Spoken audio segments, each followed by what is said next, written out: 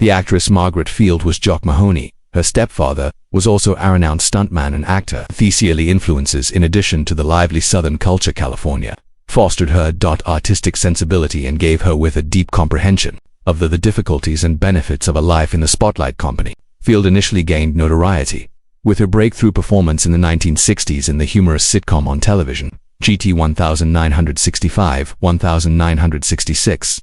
Even if the show only lasted one season, her depiction of the vivacious teenagers who are young and relatable made she is well known. This is what she did. Achievement with yet another legendary TV performance in from 1967 to 1970, The Flying Nun, where she played the eccentric newcomer Sister Burt Real. Nun whose practice enabled her to actually take off, despite the fact that the idea was capricious and occasionally restrictive.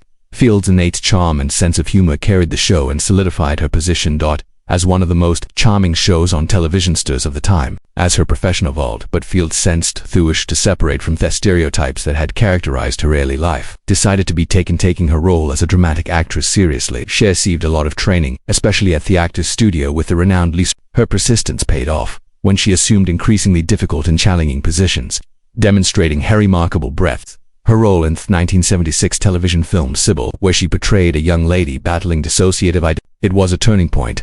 Their role necessitated a tremendous amount of fashion and Field's unadulterated. She won an Emmy for her courageous performance. Prize and widespread praise from critics. It positioned her as a serious performer. Able to manage difficult material and permanently altered the course of her profession. The late 1970s and early 1980s were a time of great period in Field's life when she became regarded as one of Hollywood's finest leading women. Her first victory, she won the Academy Award for Best Actress. Part in 1979's Norma Ray, where she played a working-class character, a Southern woman who develops a strong passion activist for a labor union. The movie not only demonstrated her acting prowess but also struck a chord with viewers for its potent social message. Field won her a few years later. She won her second Oscar for Best Actress part in the 1984 film Places in the Heart, a moving tale set in the Great Depression. Her speech of acceptance fourth, now famous line was part of the award. You like me now, a moment that is now regarded as one of the most noteworthy Academy Awards past. Over the years, Field kept juggling her job between theater, TV, and movies, demonstrating her flexibility and dedication to her craft. She made appearances in numerous films such as Smokey Okie and the Bandit 1977, 1989's Steel Magnolia, Mrs. Doubtfire, Forrest Gump, 1994, 1993, making a lasting impression each time in viewers with her capacity to provide warmth and relatability to her. On TV, she went on to excel in parts in television shows like from 2006 to 2011, Brothers and Sisters, winning her a second Emmy. Additionally, she demonstrated her abilities on Broadway, participating in shows like Beck. Critics gave Glass Menagerie high marks. Her dramatic demeanor later, her career has been as outstanding, and she was widely praised in 2012 for the way she played Mary Todd Lincoln. A part in Lincoln, directed by Steven Spielberg, brought her an Academy Award nomination. In her 70s, she has kept up the steady work, displaying a constant enthusiasm for acting and narrative. In addition to her professional accomplishments, Field has gained admiration for her sincerity, integrity, and fortitude in her private life. She has been candid regarding the difficulties she has encountered, consisting of self-doubt issues, the demands of Hollywood and individual. 2018 saw her release Heron Pieces, her memoir, in which she openly described her job and life story in detail. Peaks and valleys, as well as her individual challenges such as challenging familiar age, as well as her personal route to self-actualization. Books Unvarnished Honesty won accolades. And Depth of Feeling. Similar to her, the private life of Sally Field has frequently been the focus of public interest, not just because to her notoriety as a performer, but also because of the distinct roots, her connections, and her career has been accompanied by her family. Field got married for the first time, and she married Stephen Craig in 1968. The Field was still in its infancy at the time of her performing career. After gaining her breakthrough brought her national attention. Part in The Flying Nun. After playing Gig, Craig and she were married, which was a source of stability in her life, providing a feeling of security for her as she traversed the hectic world of Hollywood. Despite the challenges their love encountered, share of difficulties that resulted in their 1973 separation, followed by divorce in 1975.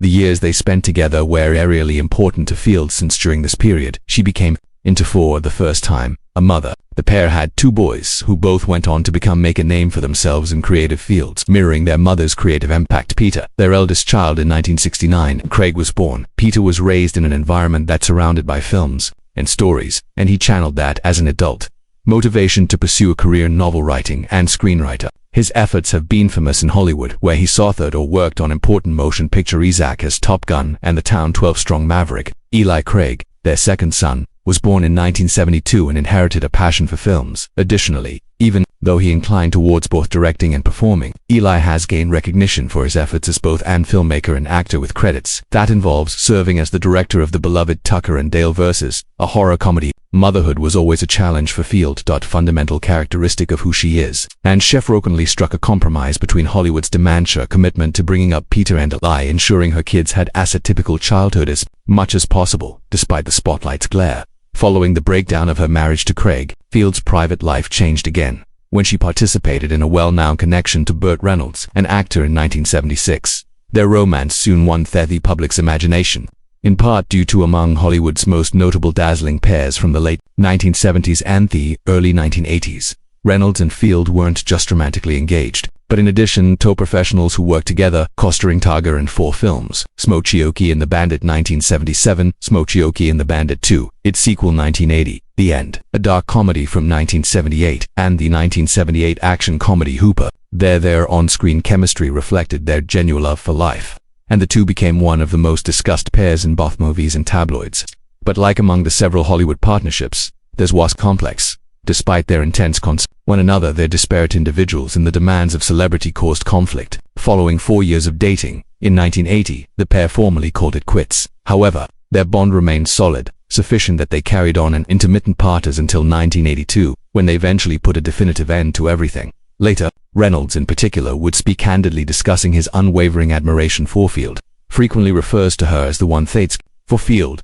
Even if in the end, romance didn't endure, it served as a significant and forming a period in her life that influenced her individual voyage inasmuch as it impacted the course of her career. Field made the decision to take another in the direction of starting a family when she wed film. Her second husband, Alan Griezmann, producer. This partnership entered a new phase for her and the two of them. Their son, Samuel Sam Griezmann, was born in 1987. In contrast to his older half-brothers, Sam sought to lean on Hollywood career spotlight, even if he has experimented with composing and directing, establishing his own way. The Field has frequently expressed pride in his Sam and has additionally been made public encouraging him, especially when he came out as homosexual, with Field showing up as a supporter of LGBTQ+ rights, demonstrating the close relationship she has with her kids in spite of their attempts to create a long-lasting union.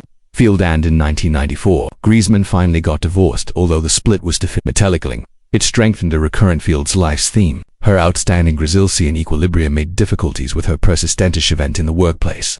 During her partnerships, marriages, and roles as Sally Field, mother has continuously drenched that her personal life has been as deep and nuanced as the personalities she depicted on screen. Every chapter is her formative years spent with Stephen Credo, her brief affair with Burt Reynolds, to her union with Alangrias Min, molded her into not just Annabeth as an actress and as a woman who embraced love, suffered heartache, and found contentment in her position as amateur of 3 mirrored Sans inventiveness and fortitude in their own distinct methods. Sally is 78 years old. Field has had a long and remarkable life full of individual victories, heartaches, as well as a profession that has won her a permanent position in history of Hollywood. Over the past few years, she has arrived at a moment of contemplation where she is more at ease, disclosing upness regarding her life in Thetos, who had the biggest impact on it. Only among the most unexpected and poignant revelations occurred when she discussed her connection to the deceased Robin Williams, the talented performer and comedian who may be found on Crane, made a lasting impression on audiences spanning generations. In her own Field acknowledged in his own words how complex sentiments she had for Williams.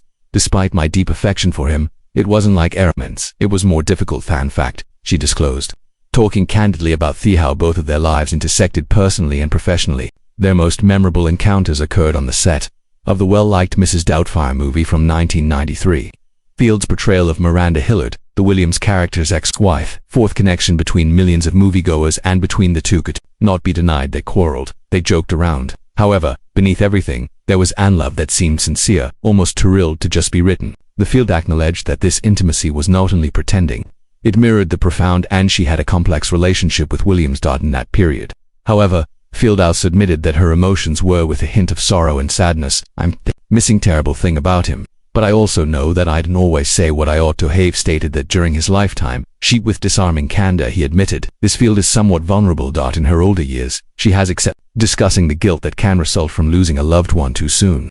For Robin Williams was more than just a co-star as well as a friend that shared a unique form of sentimentalness, even though it wasn't the people who tell conventional love stories frequently anticipate. She remembered how working meeting Williams was similar to entering a different world. He had lightning in his head, quick, full of jokes and incessant ideas, and energy spikes that might depart everyone on the set was out of breath. In the finest possible way. Robin was exhausted. Field promised to make you chuckle until your abdomen ached. And then right when you believed he couldn't take you by surprise, he would now say something so delicate that it would shatter your heart. To her, that was the essence of the clown Williams and Thepode, the chaos and the silence, bundled into a single individual. However below the delight, Field acknowledged that she always felt a pain undercurrent in Williams, something that caused her to inherently protective of him. Why could perceive the melancholy, even though he was making everybody chuckle. She clarified, like a shadow, he wore it, one that never quite left him, reflecting on the past with the understanding that Agent regrets not using the experience, that reaching out more rather than making a greater effort to lessen that load. That's what she said. She occasionally questions whether he will ever realized how much he was adored and appreciated. Was, in addition to the world, by those who were nearest to him. Her Williams thoughts weren't only about loss, but also thankfulness. I'm extremely fortunate to have met him the same way I did, she added quietly. He wasn't simply brilliant. He had a profoundly human nature. Spirit. And I believe people saw that. On the screen. Someone who could produce them tears and laughter in the same sentence. He truly was that person.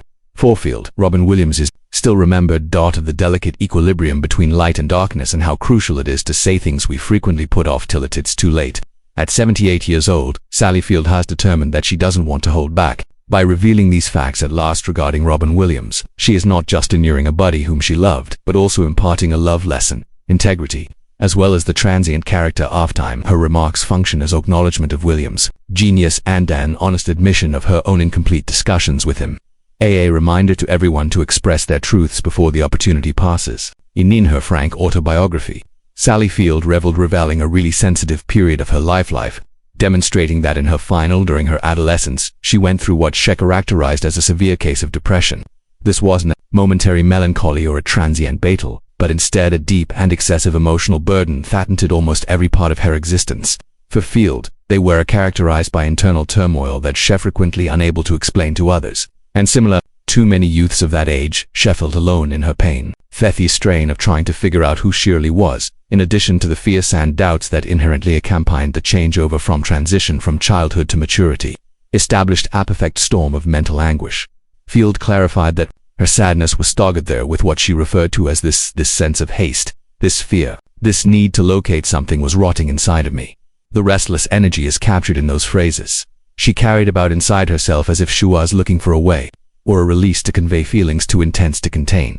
It was a knowing rather than just despair. Sense of unfinishness, a feeling that her soul was pressing at its imperceptible barriers, longing for liberty, lucidity, and intent. Thus she said that nervousness frequently appeared as a constant interrogation of her own identity and value, as if she realized something significantly to surface within her, but she had no certainty and no map to follow.